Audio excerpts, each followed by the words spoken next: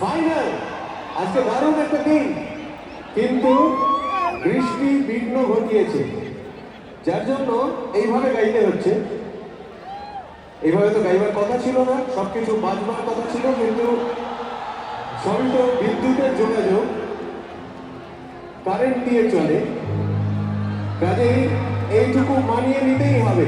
প্রকৃতি যদি এরকম করে আমরা কি করব? আমরা তো প্রকৃতি দখল নিতে পারবো না, তাই তাকে মানিয়ে নিয়ে এইভাবে যেন হয়ে গেছি আরো অচেনা। সবাই মিলে